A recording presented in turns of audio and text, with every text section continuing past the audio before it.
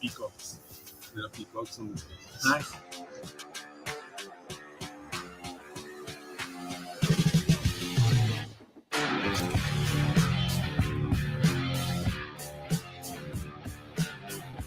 Morning. Great to see you. Welcome. When did you get? I came into Hyderabad. Is it okay? Ready? No, thanks for making it work.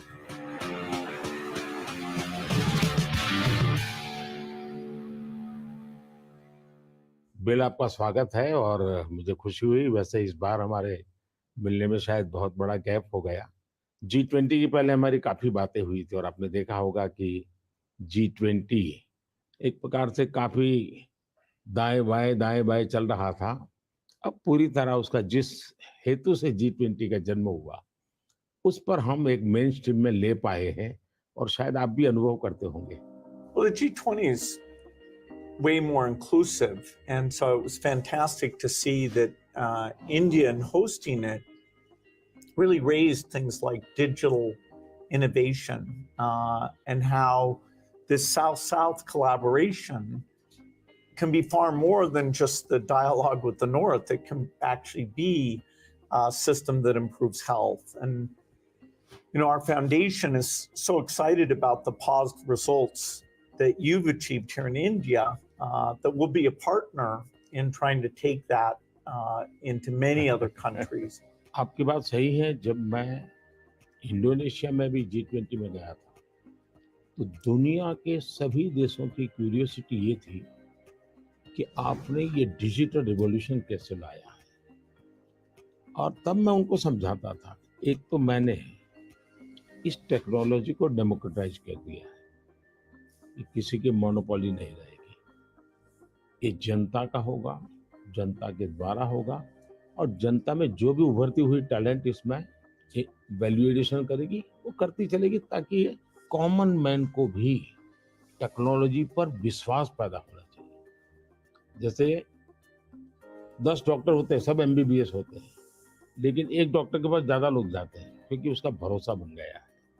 In areas like digital government, India is not only adapting technology, but it's actually leading the way.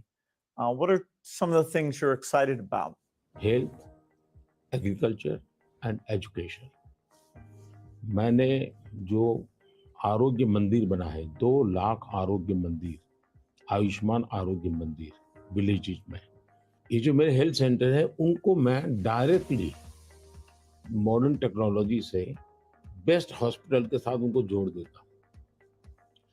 पहले शुरू में उनको लगता था कि doctor तो है नहीं, मुझे देखे बिना कैसे बताता है, लेकिन बाद में उनको समझ आया कि टेक्नोलॉजिकल इंस्ट्रूमेंट और सैकड़ों किलोमीटर दूर बैठा हुआ डॉक्टर भी उनको सही डायग्नोसिस कर रहा है, सही एडवाइस कर रहा है। तो लोगों का कॉन्फिडेंस बढ़ रहा है। जितना बड़ी हॉस्पिटल में होता है उतना ही छोटे आरोग्य मंदिर में हो रहा है। तो ये डिजिटल प्लेटफॉर्म की कमाल है। और दूसरी पर एजुकेशन, मैं बच्चों को बेस्ट एजुकेशन पहुंचाना चाहता हूँ। टीचर की जो कमियां है उसको मैं टेक्नोलॉजी से भरना चाहता हूँ। दूसरा, बच्चे का इंटरेस्ट विजुअल में है, स्टोरी टेलिंग में है, तो उस प्रकार के कंटेंट बनाना, उस दिशा में मैं काम कर रहा हूँ ताकि बच्चों को लगना चाहिए। और मैंने कुछ सर्वे किया, मैंने देखा बच्चों को बड़ा मजा आ रहा है। मेरे यहाँ एग्रीकल्चर में भी मैं बहुत बड़ा रिवॉल्यूशन ला रहा हूँ और मैं माइंडसेट बदलना चाहता हूँ। In one of the themes I think India brings to technology is that it should be available for everyone, actually lifting up those who need it the most. जब मैं दुनिया में डिजिटल डिवाइड की बात सुनता था, मैं कहता मेरे देश में मैं सब कुछ नहीं होने दूंगा कि डिजिटल डिवाइड हो। और डिजिटल पब्लिक इंफ्रास्ट्रक्चर ये अपने आप में बहुत बड़ी रिक्वायरमेंट है। आज मेरे यहाँ गांवों तक मैं ये डिजिटल फैसिलिटी पहुंचाना चाहता हूँ। तो मुझे लगता है वो बहुत बड़ा टारगेट ग्रुप है। महिलाएं तुरंत नई चीजों को स्वीकार करती है, ये मेरा अनुभव है मेरे देश में। उनके अनुकूल कौन सी चीजें मैं टेक्नोलॉजी में ले जाऊंगा तो वो एकदम से एक्सेप्टेबिलिटी बनती है। मैंने एक कार्यक्रम लिया है, नमो ड्रोन दीदी।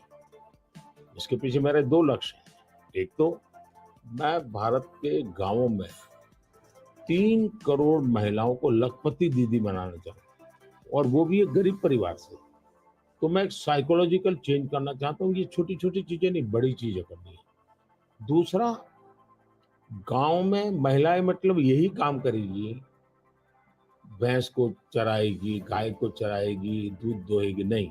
मैं उसके हाथ में टेक्नोलॉजी देना चाहता हूँ। मैं साइकोलॉजिकल चेंज लाना चाहता हूँ। गांव के सब लोगों को लगना चाहिए कि ये हमारे गांव को बदल रही है। एग्रीकल्चर को मैं आधुनिक बनाना, वैज्ञानिक बनाना की जरूरत मैं देखता हूँ, और उसी लिए मैंने ड्रोन दीदी का, और बहुत सक्सेसफुल चल रहा है।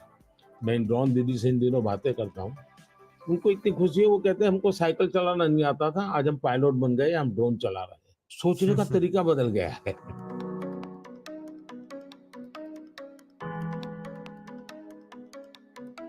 मैंने अफ्रीकन कंट्रीज के बहुत से लोगों से बात की।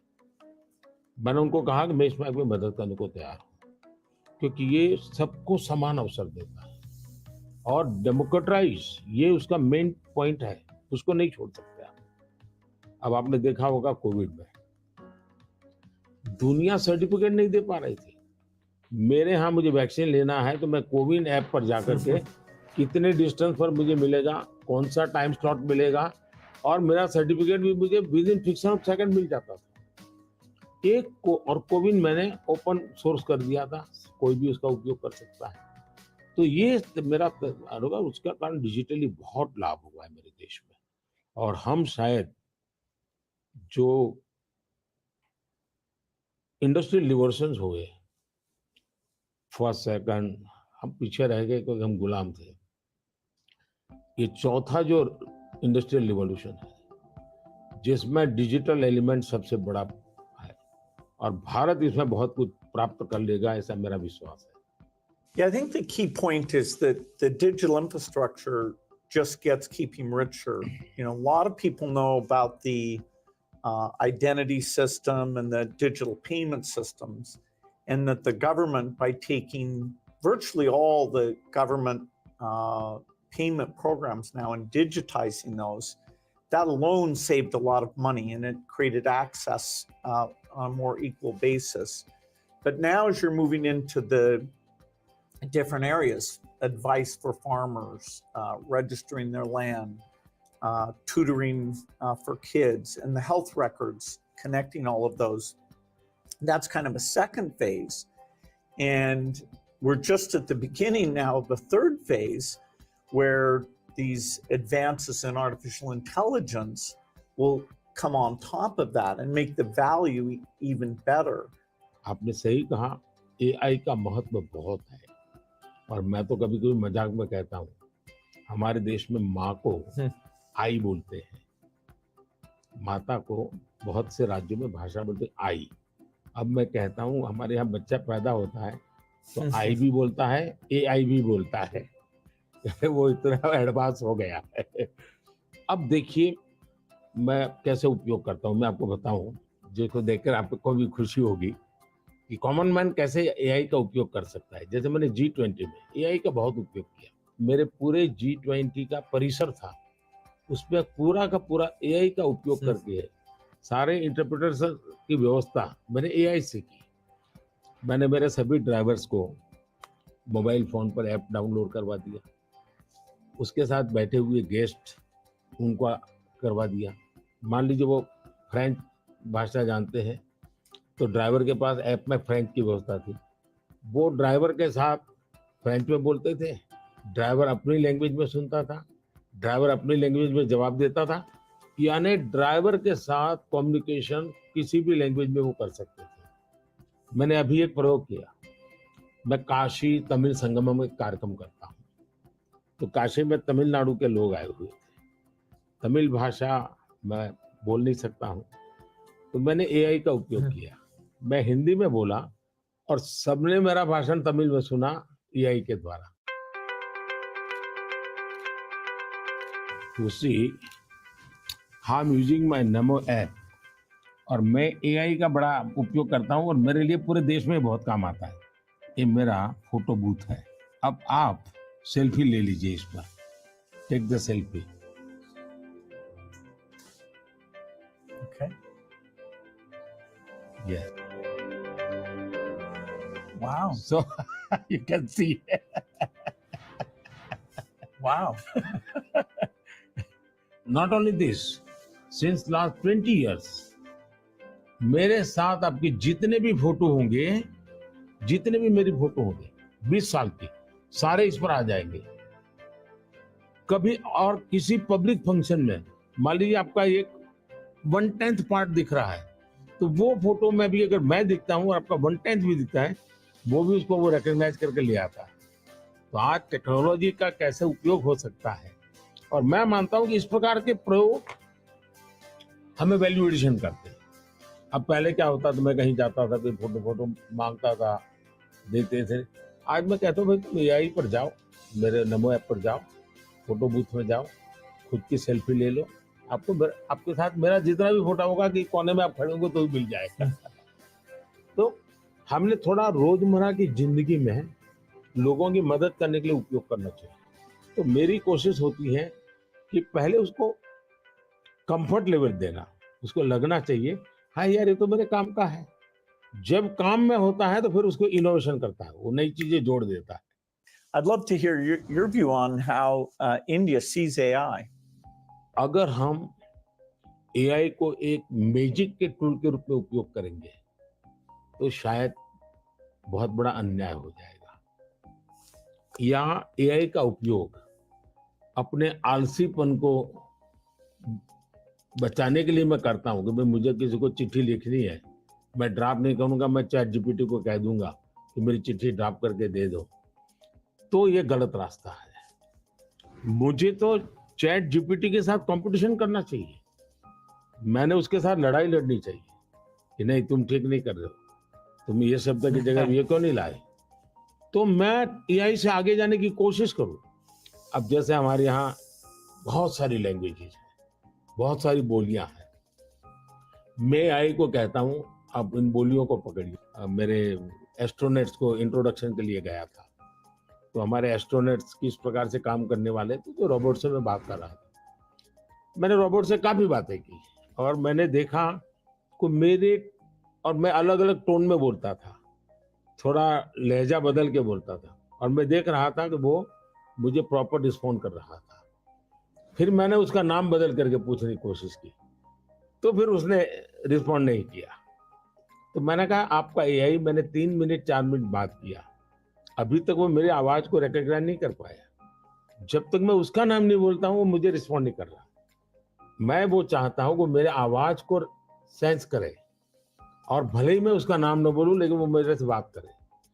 तो उन्होंने कहा ठीक है विल डू दिस। तो मैं हर बार नई चैलेंज देता रहता हूँ। Yeah, it's early days in AI, and I think everyone who uses it, in the same day, you're surprised at how good it is, and you're also surprised at how bad it is. It'll do things you think are hard, and then it'll fail to do some things you think are easy. I started my trip here in Hyderabad, which was a nice occasion because Microsoft is celebrating 25 years in the country, and that's been such a fantastic experience. So I was definitely challenging the team there. Hey, we have to make the accuracy better. And for now, it's like a co-pilot. It helps suggest things, but the final decision about medicine or the letter you want to write, the final decision, we still have to review that, even though it may make us a bit more creative and a bit more productive. It seems like AI is a huge opportunity, but there's some challenges that come with that. How do you think India will approach that? देखिए AI ने जो challenges खड़ी की है वो मैंने देखा है कि इतनी अच्छी चीज अगर प्रॉपर्ली ट्रेन किया बिना किसी के हाथ में दे दी जाए तो वो मिसयूज होने की संभावना ज्यादा है। अब मैंने एआई से जुड़े सारे ब्रेन से उनसे भी बात की। मैंने कहा शुरू में हमने कोई भी एआई जनरेटेड चीज है उस पर आना चाहिए वाटरमार्क कि ये एआई जनरेटेड है, ताकि कोई मिसगाइड ना हो। और ये बुरी चीज नहीं है, सिंपली इट्स एआई जनरेटेड, तो मैं उसका वैल्यू समझ लूंगा। डीप फेक भारत जैसे डेमोक्रेटिक कंट्रीज में और इतनी विशाल कंट्री में कोई एक डीप फेक में कुछ भी चीज डाल दे, जैसे मेरे ही वॉइस पर कुछ ऐसी गंदी चीज डाल दे, तो शुरू में तो लोग मान जाएंगे, तो बहुत बड़ी आग लग जाएगी।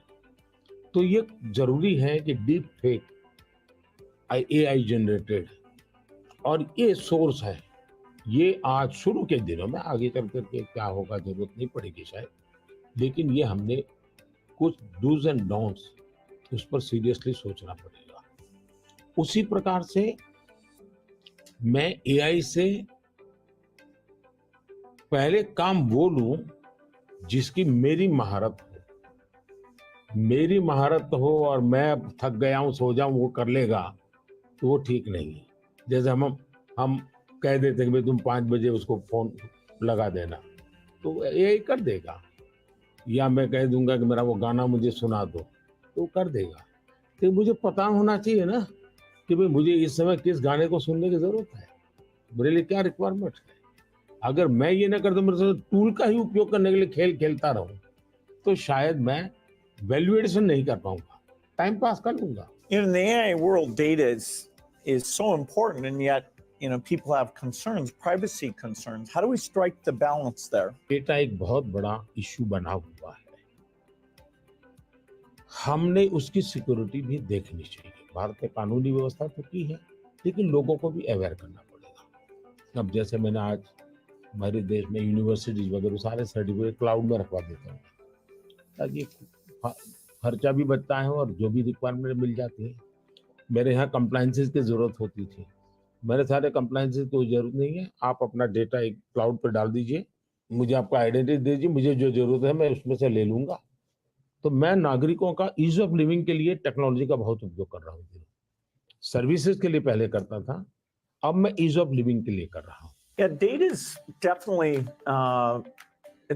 it's going to be very exciting that we'll be able to preserve privacy and still learn a lot from the data. Like which crop should you plant? If we get all the data from the farmers without their names, so we don't invade their privacy, but giving better farmer advice, or seeing here in India, the top 10% of teachers are so good, and saying, okay, what are they doing, and how do we spread that to the other people? Or even if there's some new nutrition approach, sometimes it works and sometimes not. And so because you have the medical record, the ability to kind of track and say, okay, this is working very well, or this isn't, we can be a lot smarter without threatening individual privacy. मैं इसको दो तरह, एक हमें common man को भी quality data के लिए ट्रेन करना पड़ेगा। हमारे डेटा में क्वालिटी होनी चाहिए, क्लैरिटी होनी चाहिए। दूसरा, डेटा ओनर को मालूम होना चाहिए कि जो मेरे से डेटा मांग रहा है वो किस काम के लिए मांग रहा है। अगर वो उसके साथ एग्रीमेंट करके उसमें से कमाई करना चाहता है तो उसको अलाउ करना चाहिए कि और पहला, उसको प्रायोरिटी रिसर्च के लिए होनी चाहिए। रिसर्च के डेटा की वैल्यू ज़्यादा ना हो, ताकि वरना रिसर्च बहुत महंगा हो जाएगा। और रिसर्च करने वाले इंस्टीट्यूट ने भी उसको एश्योरेंस देना चाहिए कि तेरे डेटा का मैं जो उपयोग कर रहा हूँ वो इसी काम के लिए होगा, ये ग्लोबल गुड के लिए है, कॉमन मैन के गुड के लिए। तो मैं मानता हूँ दुनिया में कोई भी व्यक्ति इनकार नहीं करेगा। I think it's interesting that some of these digital systems create efficiency by getting rid of the middleman, and that's super beneficial. मैं तो कभी कभी कहता हूँ कि मैं ऐसी सरकार चलाना चाहता हूँ एज फार एज मध्यम वर्गीय जो वर्ग है उसकी जिंदगी से सरकार बाहर निकल जाए, उसकी जिंदगी में सरकार की कोई जरूरत ही ना हो। जो गरीब है जिसको सरकार की जरूरत है वहां सरकार भरपूर हो, लेकिन जिसको कोई जरूरत नहीं बिना कारण सरकार जाकर के उसको खुद ये लाओ वो लाओ ये करो वो करो करती रहती है, तो वो बंद हो जाएगा। और इसलिए मेरी कोशिश यही है कि हमारा प्रयास यही रहेगा कि हम इसको करें। In 2015, one of the great things we did together was you came to Paris for that mission innovation. That was fantastic. Yes, climate के संबंध में हम दोनों के विचार एक ही प्रकार के हैं और आपने बहुत सक्रियता से भूमिका भी अदा की। तो उस समय ओबामा, आप, मैं और फ्रांस के प्रेसिडेंट हम मिले थे और तब हम लोगों ने डिटेल में चर्चा की थी हम इसको वे फॉरवर्ड कैसे ले जाएं। लेकिन दुर्भाग्य से वो बात ज़्यादा आगे चली नहीं। लेकिन G20 के बाद क्लाइमेट को लेकर एक वातावरण बना है कि भाई सब लोग अपनी अपनी जिम्मेवारी अदा करेंगे। तो जो हमने बीज बोए थे और जिसमें आपकी भी बहुत बड़ी भूमिका थी, वो अब कुछ वटवृक्ष के रूप में सामने आएगा, ऐसा मुझे लग रहा है। मैं समझता हूँ क्लाइमेट एक ऐसा विषय है, जरा खुले में जाकर के हम लोग बात करते हैं।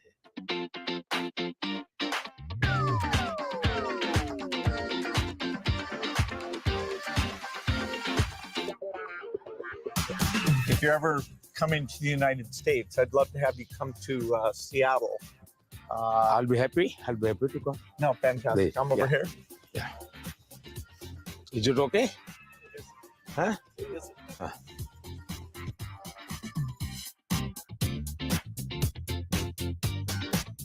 क्लाइमेट को लेकर के हम बात कर रहे थे। भारत, मुझे बहुत खुशी है कि हम रिन्यूएबल एनर्जी के क्षेत्र में बहुत तेजी से आगे बढ़ रहे हैं। सोलर एनर्जी, विंड एनर्जी, हम काफी काम, हम न्यूक्लियर के अंदर काफी तेजी से आगे बढ़ना चाहते हैं। उसी प्रकार से ग्रीन हाइड्रोजन को हम बहुत तेजी से आगे बढ़ना चाहते हैं। मैं तमिलनाडु में था तो हमने एक हाइड्रोजन से चलने वाली बोट मैंने वहां से रवाना की, जो काशी में मेरे जो टूरिस्ट आते हैं उनके लिए ये एनवायरनमेंट फ्रेंडली, पॉल्यूशन फ्री ये बोट काशी से अयोध्या के लिए चलाने के लिए मैंने सोचा है, ताकि क्लीन गंगा की मेरी जो मूवमेंट है उसको भी मदद मिलेगा, एनवायरनमेंट कॉन्शियस सोसाइटी के लिए भी वहां से एक मैसेजिंग होता रहेगा। Well, India brings to the climate change a rich history of caring about the environment. How do you see connecting those? हमारे यहाँ रीयूज, रिसाइकल ये हमारे नेचर में है। अब देखिए ये जो जैकेट है ये रिसाइकल मटेरियल का है, लेकिन ये रिसाइकल मटेरियल की भी विशेषता है। इसकी विशेषता ये है, जो टेलर के यहाँ कपड़े के टुकड़े निकलते हैं ये सारा वेस्ट इकट्ठा किया हुआ है, फिर जो पुराने कपड़े हैं उसको भी इसमें लिया हुआ है और 30-40% वेस्ट प्लास्टिक बोतल को लिया हुआ है और उन सबको रिसाइकल करके ये कपड़ा बना है। Yeah, the innovation both here in India and the world is coming along. Are the goals that we set, staying below 1.5 degrees, we probably will miss that. Even 2 degrees isn't going to be so easy. And the thing you and I really emphasized in Paris is the need for innovation. If the green approach can be made as cheap or cheaper than the old approach, then the adoption will be very good. If it's more expensive, it's not clear who's going to be willing to pay for that. Should the rich countries pay for that? It's not fair to tell India to slow down, building basic infrastructure just because the West had those emissions. But you'll have to have some adaptation because there will be some warming, particularly which farmers will have to take into account. मुझे लगता है कि हमने 2-pronged strategy की तरफ जाना चाहिए। एक तो है इनोवेशन, और इनोवेशन में हमारी जो रिक्वायरमेंट्स हैं वो क्लाइमेट फ्रेंडली कैसे हो, नेचर फ्रेंडली कैसे हो, उसमें इनोवेशन हो।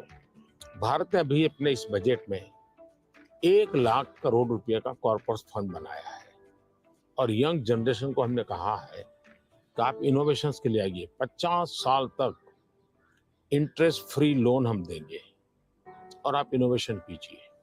1 लाख करोड़ रुपए का जो अपकमिंग टेक्नोलॉजीज है, फ्यूचरिस्टिक टेक्नोलॉजी है, उस पर आप रिसर्च करिए, इनोवेशन कीजिए। तो मैं एक तरफ उनको प्रोत्साहित करूँ, लेकिन दूसरी एक बात है जिसको गंभीरता से ले, और ये वो लाइफस्टाइल।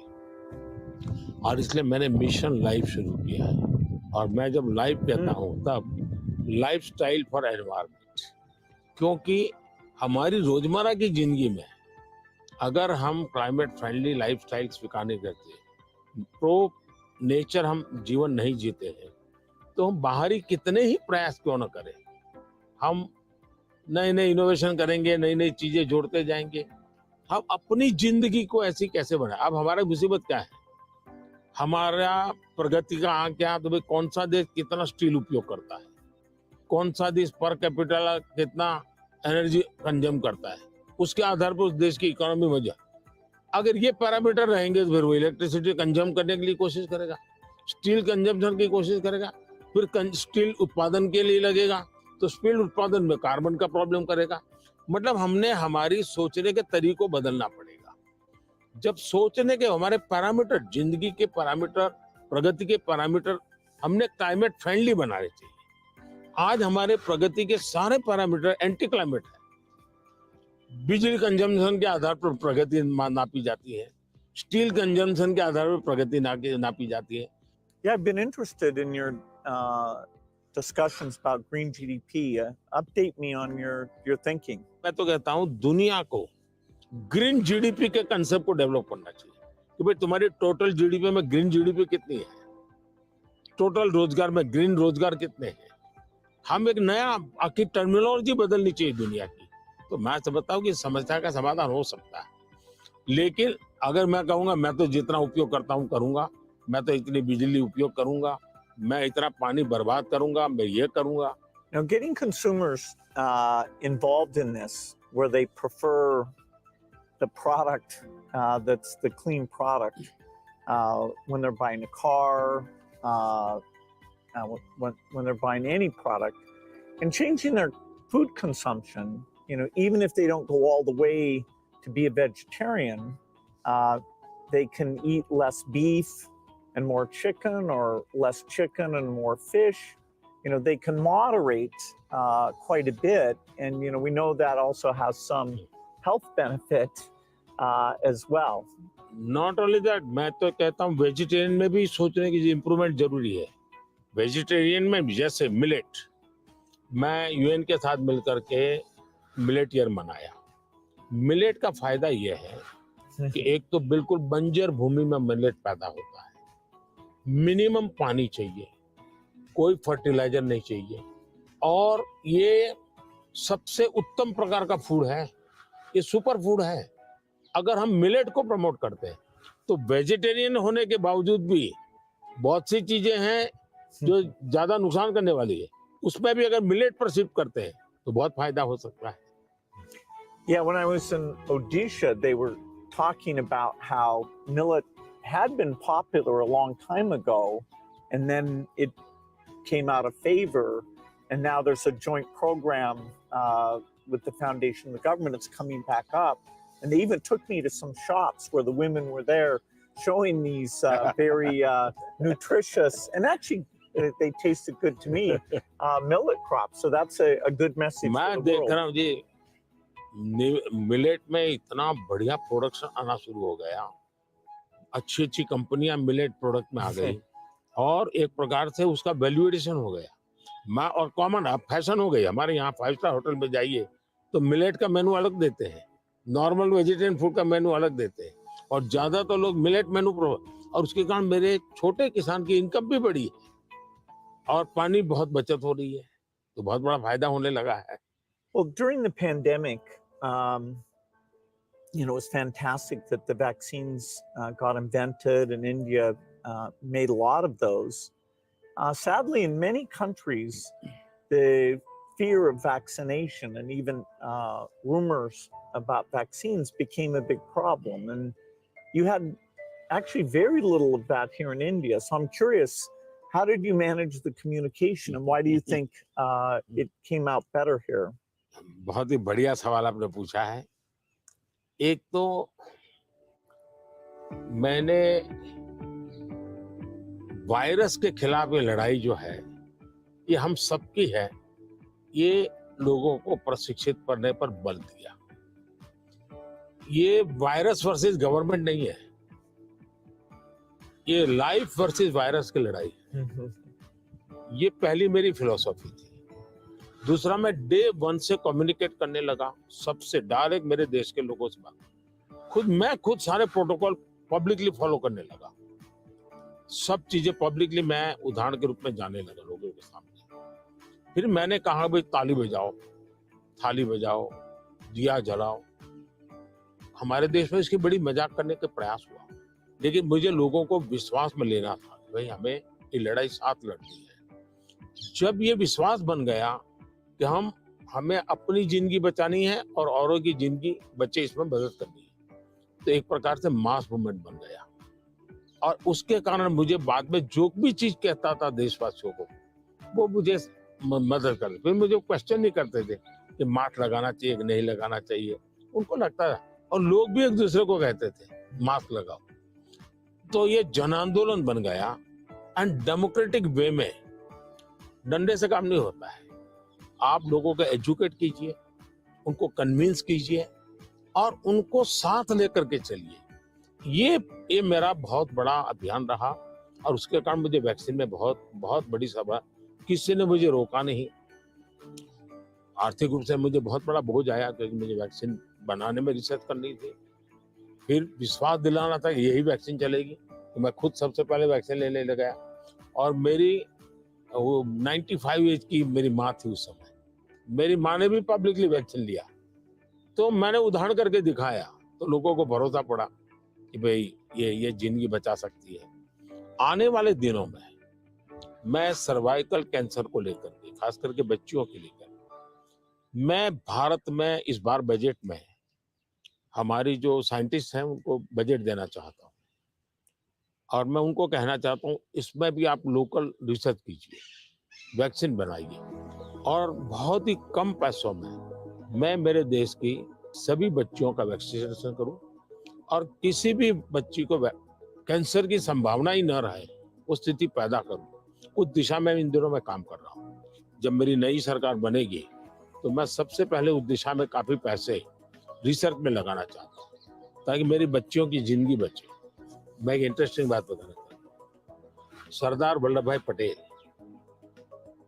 1930 के आसपास अहमदाबाद म्युनिसिपल कॉरपोरेशन, उस समय नगर पालिका होती थी, उसके मेयर थे। और उस समय एक एपिडेमिक की स्थिति पैदा हुई, वैक्सीनेशन करवाना था। कुछ लोगों ने रिलीजियस कारणों से उस समय वैक्सीन लेने से मना कर दिया, रेजिस्ट किया। तो सरदार वल्लभ भाई पटेल ने बड़ा कड़ाई की और कंपल्सन किया कि भाई मुझे सारे की जिंदगी बचानी है। यानी ये रेजिस्टेंस दुनिया के हर देश में सदियों से चला आया रहा, लेकिन अगर उसको ओपन अप करके हम करें तो शायद ठीक हो जाता है। तो मैंने सुना है कि आप गुजरात में स्टैच्यू ऑफ यूनिटी पर जा रहे हैं, आपने शायद उसके विषय में कुछ पढ़ा होगा, आपने जाने का कार्यक्रम बनाया है तो। No, I'm very much looking forward to that. I understand it's quite grand, much bigger than the Statue of Liberty. So that'll be fun to see. And also to meet some of the women's groups there and hear how they've gotten involved in tourism or how they see all the work that they do. इसकी बड़ी interesting story है, background information मैं आपको देना चाहूंगा। सरदार वल्लभ भाई पटेल की विशेषता ये रही थी, भारत को एक करने में उन्होंने बहुत बड़ी भूमिका निभाई थी, यूनिटी में बहुत बड़ा रोल किया। तो मैं जब गुजरात का मुख्यमंत्री था, मैंने एक मास मूवमेंट शुरू की। मैंने लोगों को अपील की कि हर गांव से मुझे खेत में जो उपयोग किया है औजार, उसका लोहे का टुकड़ा चाहिए। हर गांव से एक लोहे का टुकड़ा चाहिए, और वो चाहिए क्या, जिसका कभी न कभी खेत में औजार उपयोग किया है। तो हिंदुस्तान के 6 लाख गांवों से मैंने किसानों से लोहे का टुकड़ा इकट्ठा किया, उसको मेल्ट किया और उसका मैंने स्टैच्यू में उपयोग किया है। दूसरा, मैं हर गांव से मिट्टी लाया, उस मिट्टी का मैंने एक यूनिटी बॉल बनाया है। तो हिंदुस्तान के 6 लाख गांवों की मिट्टी उसमें है, और मेरा उसके पीछे स्पिरिट है यूनिटी का। हमने इतने बड़े देश की विविधताओं के बीच में एकता कैसे बनानी, उसके लिए मैंने स्टैच्यू बनाया। और स्टैच्यू ऑफ लिबर्टी से ये डबल साइज का है, ये दुनिया का सबसे बड़ा ऊंचा स्टैच्यू, और कम से कम समय में बनाया। Yeah, I hope they have a video of the construction because I'm always fascinated how do you assemble something like that? इसका पूरा एक मैंने किताब निकाला है स्ट्रक्चरल इंजीनियरिंग का पूरा।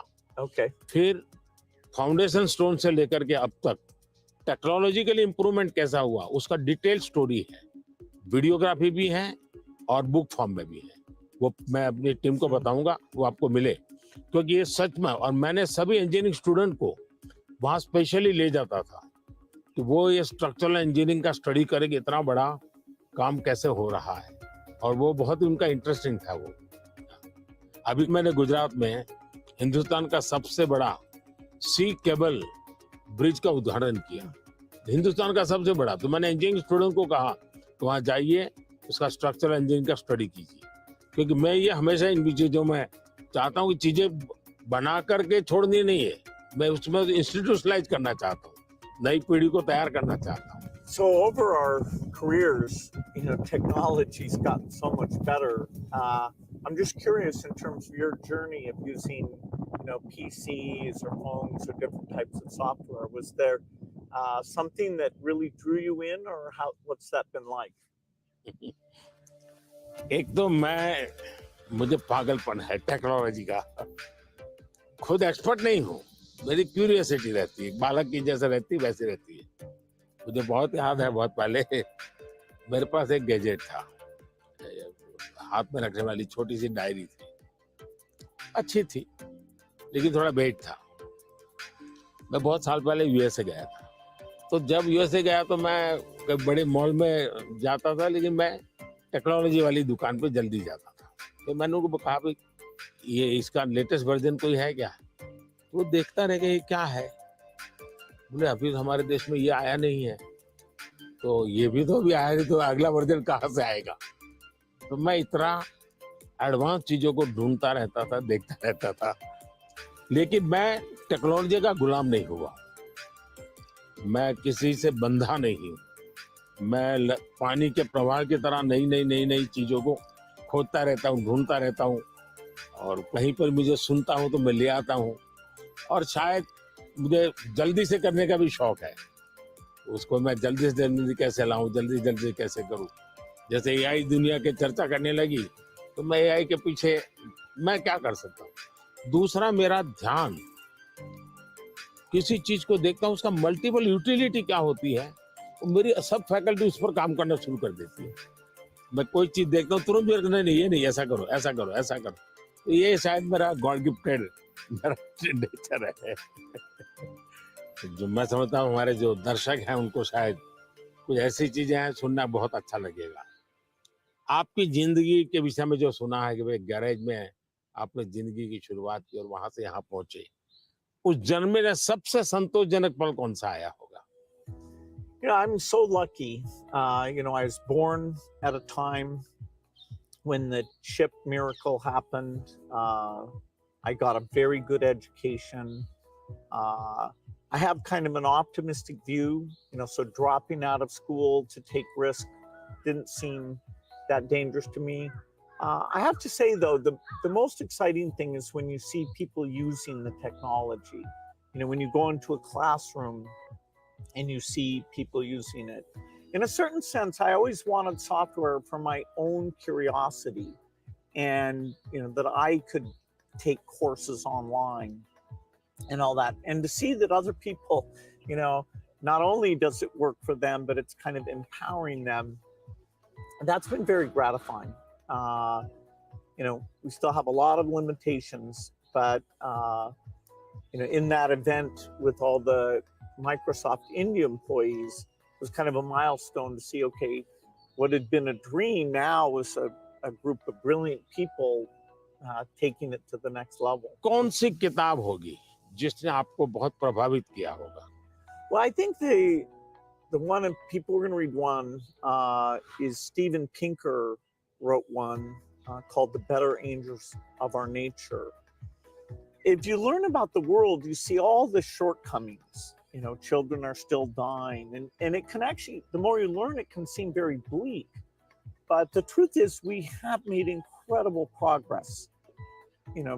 More children are surviving. And so we have to both be upset that it's not good enough, but also understand that incredible progress. And so I thought that book really captures that duality in a brilliant, brilliant way. One question I've always wanted to ask you is, you're one of the hardest working people ever, but I'm just curious, when you do want to relax, do you have a game or something that helps you to take time off? मेरे यहाँ relaxation auto pilot है और वो मेरे जिंदगी को मिली हुई एक स्पिरिचुअल प्रसादी है मेरे गुरुजनों से, जो मुझे बहुत बड़ी ऊर्जा देती है। काम ज्यादा कर सकता हूँ, करता हूँ, वो मेरा कोई फिजिकल एनर्जी के कारण है ऐसा मुझे नहीं लगता है, मेरे कमिटमेंट के कारण है। मेरे मन में हमेशा एक इमोशनल अटैचमेंट है कि जो मिशन मेरे सामने है मैं उसको जीता हूँ, मैं मिशन के लिए जुड़ जाता हूँ, इसलिए मुझे और कुछ दिखता नहीं है। तो एक तो ये वो कारण है। दूसरा, मेरा शरीर का ट्रेनिंग ऐसा हो गया, I can say body training. जैसे मेरी बहुत कम नींद है, मैं लेट नाइट तक काम कर सकता हूँ, मैं आज भी बहुत जल्दी उठ जाता हूँ और मैं हमेशा फ्रेश रहता हूँ।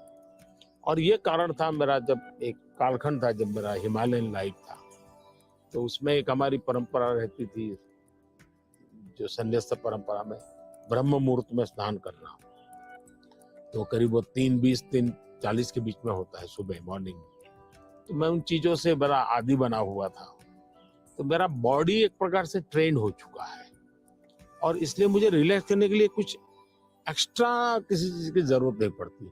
और उसके कारण एक कमी भी है कि मैं कोई एक्स्ट्रा एक्टिविटी जानता भी नहीं हूँ, क्योंकि मैं इसी में लगा रहता हूँ, अपने काम में नया नया करता रहता हूँ। तो ये एक अच्छाई भी है, कमी भी है। Well, we've had fantastic partnership working together, and I see many opportunities to do even more. So look forward to talking again, whether it's the next time I'm here or hopefully I'll see you in Seattle sometime. मुझे बहुत अच्छा लगा और कई विषयों पर आज गप्पे मारने का मौका मिला। वैसे भी जब भी मैं आपके साथ मिला हूँ, मैंने आपका काफी समय भी लिया है हमेशा, क्योंकि आप पूरी दुनिया घूमते हैं, आपके मन में गरीबों के लिए कुछ करना, न्यूट्रिशन में कुछ करना, एजुकेशन में कुछ करना, हेल्थ में करना, ये मैंने फील किया है कि आप मन से कमिटेड है। तो मुझे हमेशा लगता है कि आपके पास नए विचार होते हैं, नए, और आज भी आप नए विचारों के लिए उत्साहित होते हैं। आप आराम से जिंदगी गुजारना नहीं चाहते, तो इसलिए मुझे हमेशा आपके साथ बात करना अच्छा लगा है और मुझे हमेशा कुछ न कुछ जानने को मिला है, सीखने को मिला है। और मैं सोच भी नहीं सकता हूँ कि आपका राजनीति से कोई लेना देना नहीं है, मैं पूरी तरह राजनीति में डूबा हुआ व्यक्ति हूँ, लेकिन हमारे बीच में ऐसी वेवलेंथ है कि हम दोनों अगर साल में 4-6 बार नहीं मिलते तो कभी महसूस होती है। लेकिन आज आए, आप समय निकाला, मुझे बहुत अच्छा लगा। मैं आपका बहुत आभारी हूँ। Thank you. Thank you. Sir. Thank you.